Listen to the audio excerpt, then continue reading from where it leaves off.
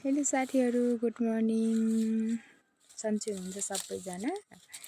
म चाहिँ भर्खर घाँस काट्न आएको छु है साथीहरू। म चाहिँ आज अमृतसर काट्न आएको छु साथीहरू, हेर्नु। अब काट्छु ल। घाँस काट्ने ठाउँ चाहिँ यस्तो अप्ठ्यारो छ साथीहरू, कसरी काट्नु सोचिरहेको छु है म चाहिँ।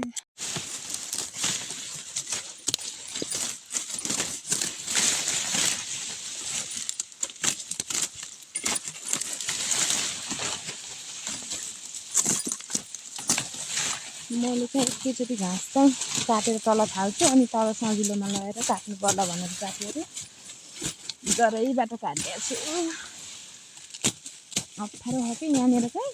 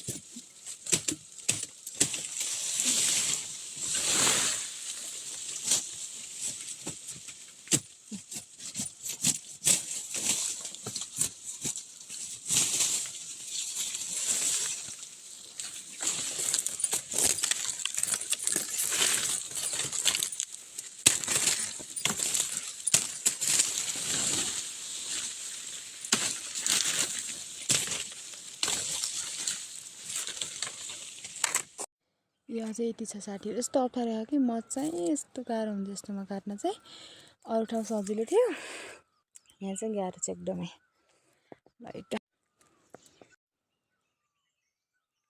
यो चाहिँ सुरुमा काटेको चाहिँ यस्तो लामो लामो आइसकेन। सुरु यो लगभग हामी फागुनमा या माघमा काटेको होला। यो चाहिँ सुरुमा काटेको नि त यो चाहिँ यति लामो लामो आइसक्यो साथी। अब चाहिँ यो वैशाखतिर घाँस हुँदैन नि, त्यति बेला काटिने हुन्छ कि यो चाहिँ अमृत चाहिँ यस्तो राम्रो आइसकेको छैन। अनि हेर्नु न कति राम्रो राम्रो फरहरू आइसकेको छ। अब चाहिँ बर्खा लाग्यो है साथीहरू। बर्खाको सिजन सुरु भयो जस्तो लाग्छ कि मलाई यो हरियाली घाँसहरू देख्दा चाहिँ।